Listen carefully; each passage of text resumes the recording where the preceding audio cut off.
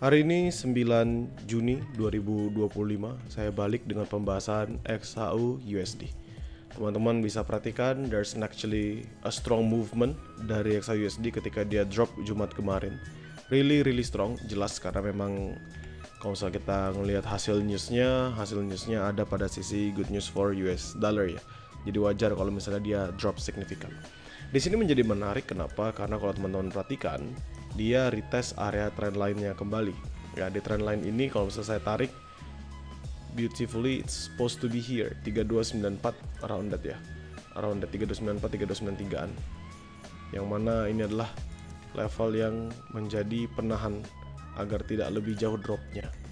Dan di bawah ini adalah zona yang saya bisa anggap sebagai zona demand. Kalau misalnya kita perhatikan di sini ada di 3288 sampai ke 3280. Supposedly dia nge-retest sampai area sana, maka kita bisa pantau apakah ada big potential atau big movement makan buy di sana, atau malah dia akan break all of this level dan menjadi drop kembali signifikan. Kenapa? Karena mungkin ini sebatas fake breakout di weekly dan dia melanjutkan penurunannya.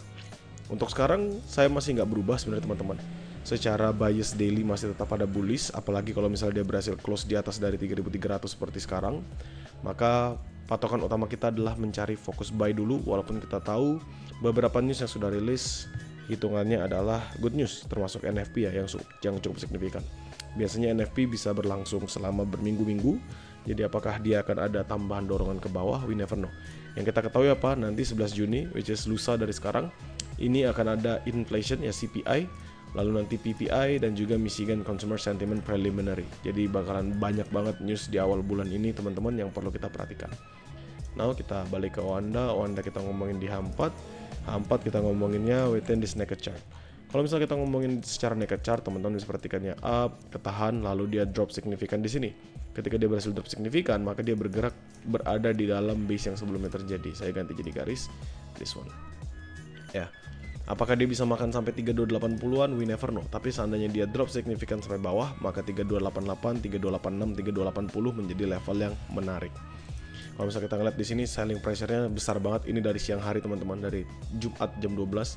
Ini lanjut selling pressure-nya sangat amat besar ya. Jadi dorongannya sangat amat signifikan untuk melanjutkan penurunannya.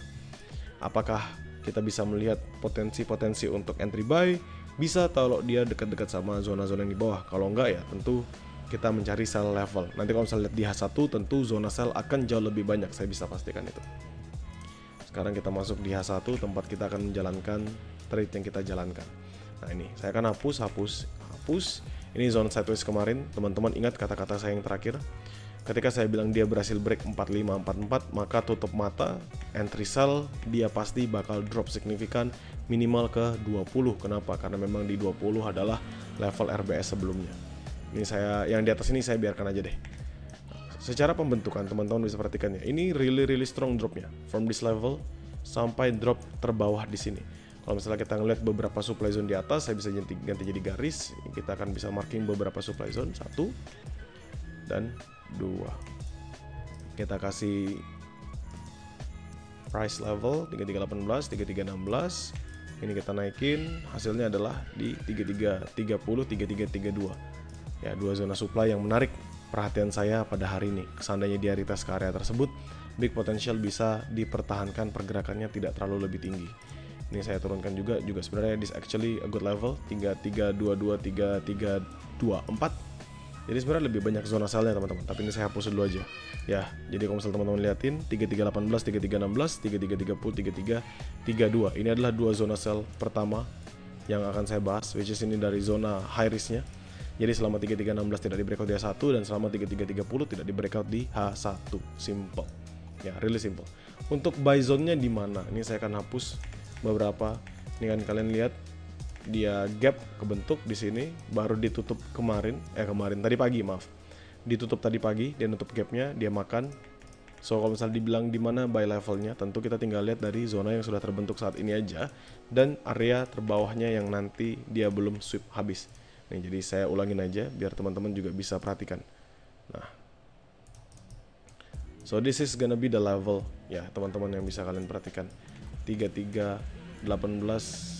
Ini saya tap tarik ke bawah, saya makan di bawah sini. ini 3296, 3294, dan yang kedua adalah di sini 3280, 3278. Nice. Oke, selesai. Jadi ini adalah beberapa zona yang bisa diperhatikan kalau misalnya kita ngomongin secara H1.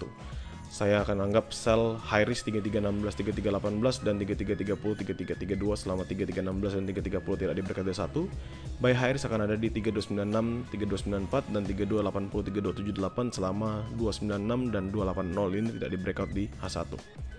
Ya, itu simpelnya. Lalu kita akan turunkan ke lower time frame biar teman-teman bisa perhatikan within this time frame. Kalau misalnya kita ngomongin di slower time frame, kalian bisa melihat ada beberapa level yang cukup menarik. Ya, ada beberapa level yang cukup menarik. Kenapa saya bilang ada beberapa level yang cukup menarik? Karena di sini kalian bisa lihat up, drop, up, drop, up, drop. Dia berhasil break, dia bullish lagi, dia ketahan lagi di atasnya. So, saya tarik di sini, saya pilih sebagai this zone. Kita masukkan time frame baru, price notes baru. Ya, saya masukkan price notes baru 3304, 3302. Nah, ini saya ganti warnanya jadi merah. Artinya apa? Artinya ini adalah zona buy scalping. Kenapa bisa dianggap sebagai buy scalping? Karena dia titik equilibrium. Pertamanya dia drop, ketahan, which is actually a good support level. Ketahan. Ketika dia berhasil satu momentum jam 8.55 ini, dia drop signifikan, makan di high risk, bullish balik, ketahan lagi di area yang sama, dan dia berhasil bullish sebelum akhirnya retest dan lanjut mengalami penguatannya.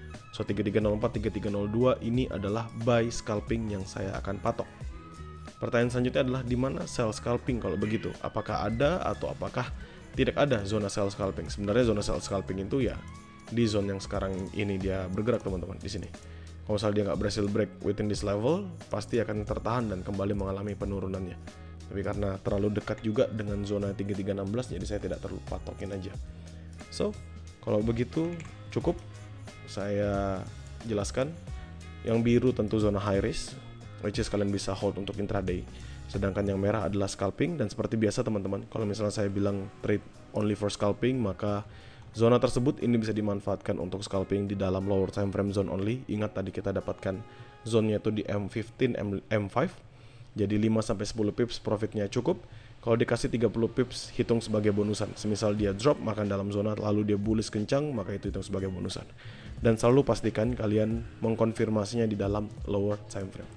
Sejauh ini nothing much yang bisa saya bahas karena pembentukan masih di sini-sini saja.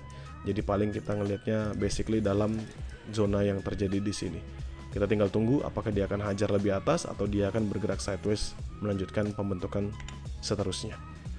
Bagi teman-teman grow count, nothing to be worry about karena saya pasti akan selalu share hasil mappingan ini di dalam grup. Bagi teman-teman di publik, nanti teman-teman bisa tonton kembali videonya di YouTube saya. Jadikan mapping ini sebatas sebagai referensi, sesuaikan lagi dengan trading plan yang kalian jalankan, dan semoga membantu untuk mapping ini pada setiap trade yang ingin kalian eksekusi di hari ini.